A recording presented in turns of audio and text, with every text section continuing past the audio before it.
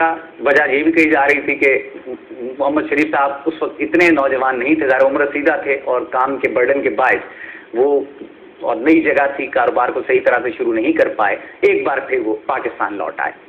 بھٹو حکومت کے خاتمے کے بعد شریف فیملی پر قسمت کے دروازے ایک بار پھر کھل گئے اور ابا جی کی کوششوں کے باعث انہیں نہ صرف اتفاق فاؤنڈری ایک بار پھر واپس مل گئی، بلکہ مستقبل میں ایسے معاملات سے بچنے کے لیے میاں محمد شریف نے اپنے بچوں کو سیاست میں لانے کا فیصلہ کیا اور اس ضمن میں جنرل ضیاء الحق کی خوشنودی کا حصول شریف فیملی کا اولین مقصد قرار پایا۔ شریف فیملی کوش رنگ لائن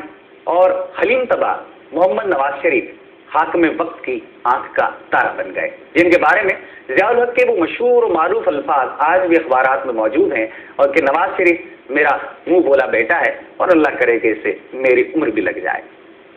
لہذا جنرل صاحب کے منہ بولے بیٹے کے لیے وزارت ایک معمولی بات تھی اور ابا جی کی فرمائش کے عین مطابق نواز شریف کو جنرل ضیاء الحق نے پنجاب کا وزیر خزانہ مقرر کر دیا۔ اس محاورے کے عین مطابق جناب سیاں ہو کو توفال تو ڈر کس بات کا، اتفاق فاؤنڈری جو کہ پہلے بڑے عرصے سے فاؤنڈری ہی رہی، یکدم اس نے ایک بہت بڑے گروپ کی صورت اختیار کر لی اور خصوصاً 80 کی دہائی میں یہ ترقی بہت زیادہ تیز رہی اور اب اس کے احساس سے ایک اندازے کے مطابق بلینز آف ڈالرز میں ہیں۔ اتفاق گروپ کو 80 کی دہائی میں تذکرہ کر رہا تھا کہ جتنی ترقی حاصل ہوئی ہے شاید ہی کوئی ایسا گروپ ہوگا پاکستان کا بلکہ ایشیا کا جو اتنی تیزی سے پھیلا اور اس اپنے عروج کو پہنچ گیا۔ 1982 میں ذرا سا میں جائزہ لے لوں، تفصیل میں آپ کو پروگرام کے دوران جب تفصیلی اس موضوع پر ہم آئیں گے میں ضرور بتاؤں گا آپ کو کہ کیا کچھ ہوا، لیکن چھوٹا سا جائزہ کہ 1982 میں اتفاق شوگر مل بنی، صرف ایک سال کے دوران ہی برادرز اسٹیل مل قائم ہو گئی۔ 1986 میں برادر ٹیکسٹائل مل کی بنیاد رکھی گئی۔ 1987 میں اتفاق ٹیکسٹائل یونٹس بنے، ایک یونٹ نہیں تھا یونٹس تھے، جبکہ 1988 میں خالد سراج ٹیکسٹائل مل بنائی گئی۔ اس وقت کے یہ پنجاب کے بے تاج بادشاہ نواز شریف کی کاروباری سرگرمیوں کی انتہائی مختصر سی جھلکی ہے۔ تفصیلی بات جیسے میں پہلے عرض کر چکا ہوں کہ ہم آپ کو پروگرام کے تقریباً درمیان میں جا کے ایک بار پھر جب وہ کرپشن کے الزامات سامنے آئیں گے تو پھر ہم اس پر یہ تفصیل بھی آپ کو بتائیں گے کہ کیا کچھ ہوا۔ 1988 سے لے کر 90 کے دوران جب محترمہ بے نظیر بھٹو وزیر اعظم پاکستان تھیں تو پنجاب کے اتھرے وزیر اعلیٰ کو تاریخ بھلا نہیں سکتی، جس نے اس وقت کی وزیر اعظم کا استقبال کرنے سے انکار کر دیا اور ایک معروف فنکارہ سے ان کی محبت کے قصے زبان زد عام رہے اور انہیں قصوں کے باعث ان فنکارہ کی شادی کا انجام طلاق کی صورت میں نکلا۔ مرکز میں پاکستان پیپلز پارٹی اور پنجاب مسلم لیگ کی حکومتوں کے دوران دونوں جماعتیں ایک دوسرے پر کیچڑ اچھالتی رہیں۔ نواز شریف نے محترمہ بے نظیر بھٹو پر کمیشن لینے اور کرپشن کے متعدد الزامات عائد کیے اور وقت کی وزیر اعظم اور آج کی نواز شریف کی بہن نے ان پر بینکوں پر دباؤ ڈال کر قرضے لینے، متعدد فرنٹ مینوں کے نام پر بلیں قائم کرنے اور اختیارات سے تجاوز کرنے کے الزام عائد کیے۔ اس دور کے اندر 100 الزام لگائے گئے پاکستان پیپلز پارٹی کی جانب سے، یا 100 مقدمات آپ کہہ لیجیے کہ جو 100 مختلف چیزیں انہوں نے بتائیں کہ جناب یہ 100 ایسے معاملات ہیں جن میں نواز شریف صاحب یا ان کے دیگر لوگ کرپشن میں ملبس ہیں۔ اس میں ایک دو کا تذکرہ میں کرتا چلوں فی الحال آپ کو۔ اس میں ابو ظہبی کے ظفر اقبال صاحب تھے جنہیں 347 کنال مری کی زمین جو کہ بہت قیمتی زمین تھی، کوڑیوں کے مول ان کی اس کی الاٹمنٹ کر دی گئی، بہت ہی واجبی سی رقم نہ ہونے کے برابر، اور اس کے علاوہ فورن ایکسچینج قوانین کے خلاف ورزی کے الزامات تھے۔ یہ 100 الزامات ہیں، کچھ میں پہلے بتا چکا ہوں۔ انڈر انوائسنگ اوور انوائسنگ کے الزامات تھے اور وزیر اعلیٰ کے اختیارات سے تجاوز کے الزامات شامل تھے۔ اس میں انٹرسٹنگ پوائنٹ جب وزیر اعلیٰ کے آپ کو یاد ہوگا کہ اسمبلی میں نے ایک دن کے لیے قانون تبدیل کر دیا تھا، نائب تحصیلداران کے لیے تعلیمی قابلیت میٹرک قرار پائی تھی اور پھر جتنے چاچے مامے بھانجے جس نے ابلائج کرنا تھا جس کو ان کی تعیناتی ہوئی تھی اور پھر دوبارہ قانون واپس آ گیا تھا کہ نہیں جی نائب تحصیلدار کے لیے جو پرانی کوالیفیکیشن ہے وہی رہے گی۔ اور ایک اور مشہور عام سلسلہ جس پہ اکثر ہمارے وکلا بھائی بات کرتے ہیں، خدا جانے اس میں کتنی صداقت ہے، کہ ایک میٹرک فیل کو جج بنا دیا گیا تھا۔ بہرحال ظاہر ہے اختیارات ہوں، ہاتھ میں وقت ہوں تو جناب کچھ بھی ہو سکتا ہے۔ قانون کے ساتھ آپ ایک دن میں قانون بدل دیں، اگلے دن قانون واپس وہی کر دیں، آپ کو کوئی ہاتھ بھی نہیں لگا سکتا کہ وہ قانون کے دائرے کے اندر رہتے ہوئے آپ نے کھیلا ہے۔ بہرحال اس ساری صورتحال میں جب وزیر اعلیٰ وزارت اعلیٰ کا دور گزرا اور صحیح کھیل کا اندازہ ہوا شریف فیملی کو، تو انہوں نے اپنی نگاہیں شریف خاندان نے پنجاب کی بجائے مرکز کی نشست پر گاڑ لی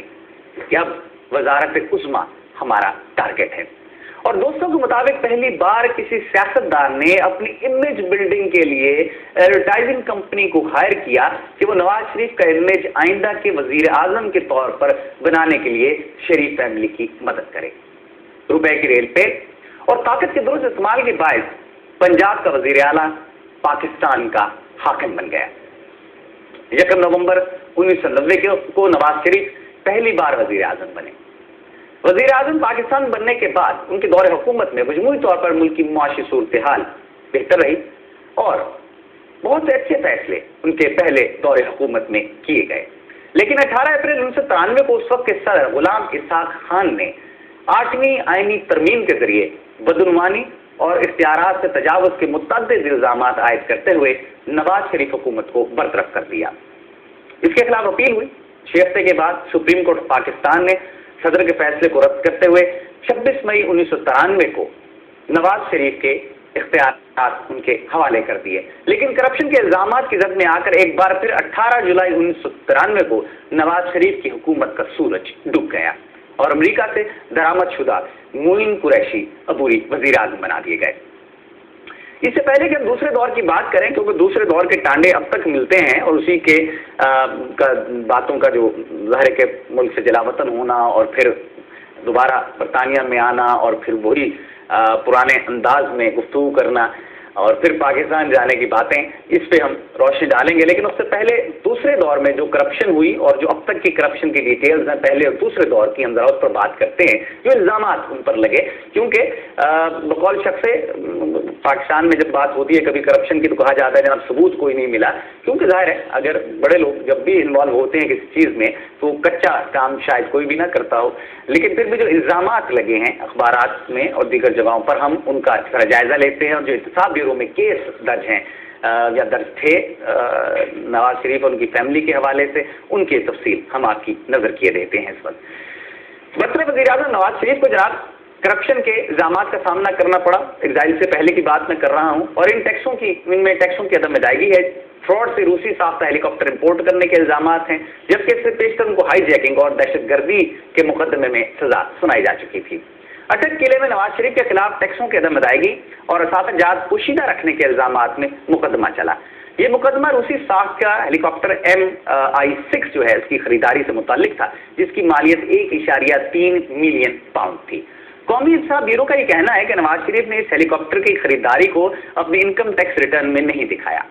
रोजनामा डॉन की 11 दिसंबर 2000 के इशाअत के मुताबिक जब नवाज शरीफ को माफी दे दी गई तो उनके खिलाफ करप्शन और इख्तियारात के नाजायज इस्तेमाल के 80 से जायद केसेस, इंक्वायरियों, तहकीकात और मुकदमात मुख्तलिफ मराहिल में थे। इन 80 केसेस में से 55 दरखास्तें जमात इस्लामी की जानिब से और लाहौर डेवलपमेंट अथॉरिटी के साबिक director general major general MH Ansari की जानिब से दर्ज की गई थी। जनरल अंसारी का कहना था कि इनमें से 10 दरखास्तों की जो तहकीकात हैं वो मुकम्मल हो चुकी थी और वो अदालत में पेश होने के लिए तैयार थी। ये तमाम 55 दरखास्तें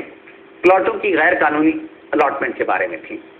जनरल अंसारी के मुताबिक ये प्लॉट उस वक्त अलॉट किए गए थे जब नवाज शरीफ पंजाब के वजीर आला थे। नवाज शरीफ को जिस करप्शन के पहले केस में सजा हुई थी वो पाकिस्तान पीपल्स पार्टी की जानिब से दी गई दरखास्त पर हुई। इस दरखास्त के मुताबिक नवाज शरीफ ने हल्का NA-12 के कागजात नामजदगी दायर करते वक्त अपने फॉर्म में हेलीकॉप्टर की जो मलकियत है उसे शो नहीं किया था और दरखास्त के मुताबिक हेलीकॉप्टर के हवाले से 30 मिलियन की ड्यूटी भी अदा नहीं की गई थी।